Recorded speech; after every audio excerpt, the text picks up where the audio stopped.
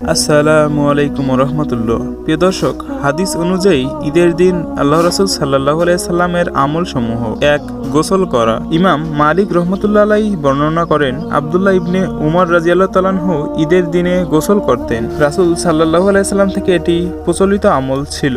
2. সুন্দর পোশাক পরিধান করা। আব্দুল্লাহ ইবনে উমর রাদিয়াল্লাহু তাআলা আনহু বলেন, আল্লাহ রাসূল সাল্লাল্লাহু আলাইহি সাল্লাম ঈদের দিন নতুন বা সুন্দর পোশাক পরিধান করতেন। 3.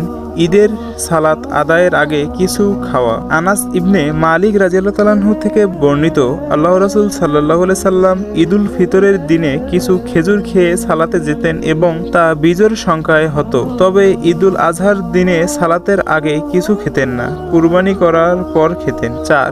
ঈদের নামাজের জন্য যাওয়া। আবু সাঈদ খুদরি রাদিয়াল্লাহু তাআলা আনহু বলেন, নবী করিম সাল্লাল্লাহু আলাইহি সাল্লাম ঈদের দিন ঈদগাহে গিয়ে সালাত আদায় করতেন। 5. নামাজের পথে তাকবীর পড়া। আল্লাহ রাসূল সাল্লাল্লাহু আলাইহি সাল্লাম ঈদের দিন তাকবীর পড়তেন। 6. নামাজ শেষে খুতবা প্রদান। আল্লাহ রাসূল সাল্লাল্লাহু আলাইহি সাল্লাম ঈদের নামাজের পর খুতবা দিতেন এবং উপদেশ দিতেন।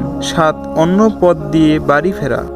জাবির রাদিয়াল্লাহু তাআলা আনহু বলেন, নবী সাল্লাল্লাহু আলাইহি সাল্লাম নামাজ পড়ে এক রাস্তা দিয়ে যেতেন, অন্য রাস্তা দিয়ে ফিরতেন। আর পরস্পর শুভেচ্ছা বিনিময় করা। সাহাবীরা একে অপরকে বলতেন, আল্লাহ আমাদের ও তোমাদের নেক আমল কবুল করুন।